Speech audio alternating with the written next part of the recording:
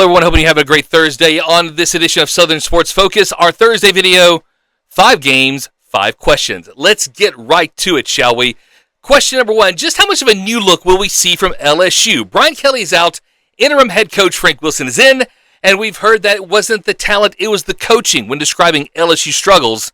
Well, this Saturday night in Tuscaloosa, the Tigers will try to prove that is indeed the case, facing number 4 Alabama. How will that offense look? Will the team get a spark from the change of coaching?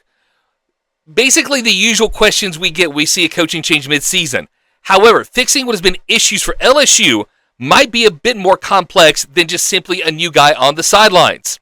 The nagging injuries affecting Garrett Nussmeier, the offensive line struggles, the ineffective running game, plus the defense, which started out so strong, has given up 80 points in the past 2 games. No doubt the team will have some energy, and not having the dark cloud and fake aura of Brian Kelly can only help.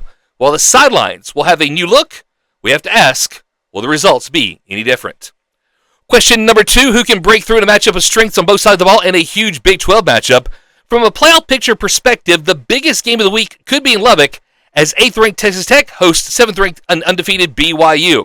And these teams have been very good on both sides of the ball. Both are in the top 5 in the Big 12 in total offense and defense, and both in the top 3 in points per game and points allowed.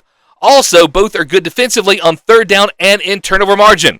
This is the type of game that feels like it could be decided by a mistake, a late turnover, key penalty, maybe even a missed field goal. Whatever the case, this looks to be one of the most interesting and potentially best games of the week. Question number 3, could the distractions of the coaching carousel affect one team trying to stay in the American Conference race?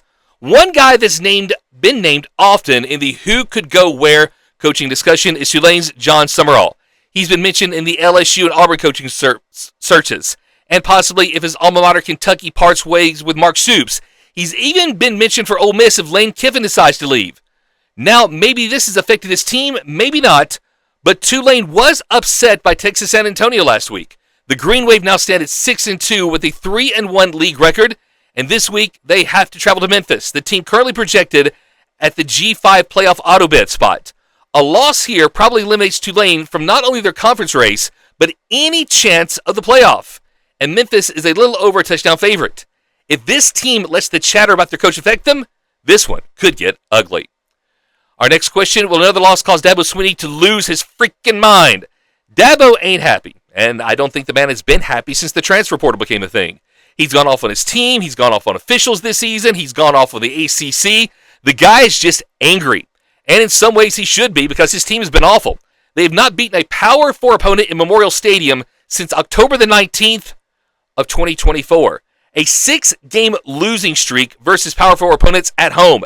Death Valley has gone to be Dead Valley for the Clemson Tigers, and this Saturday they host a team that season also has gone from promising to futile, possibly even more than their own, the Florida State Seminoles. Since the Week 1 victory versus Alabama, the Noles have only beaten one Power 4 opponent, and that was last week versus Wake Forest, in which Mike Norvell's team snapped a 4-game losing streak. The Tigers have gone from playoff hopefuls to struggling for bowl eligibility. Another loss at home to a team like Florida State, we might see Dabo lose his religion on live television. And our next question, will third down be the key in a victory in a big SEC matchup? The only undefeated team in the league, Texas A&M, heads to Columbia, Missouri to take on the Mizzou Tigers, and third down conversions will be a huge part of this game. A&M is the best in the league in preventing third down conversions, with Missouri second. Both teams make a lot of stops on third down. Converting them, however, Missouri, they're really good at that. Third in the SEC, converting just over 50% of their third down chances. A&M, however, not nearly as effective at just under 43%. If there are many third down opportunities in this game in key moments, the Tigers could have the edge. Those are my 5 games, 5 questions for the week. What are your potential answers for these questions? Like, subscribe, watch, all that good stuff. Tell your friends. And thank you for watching Southern Sports Focus's 5 games, 5 questions.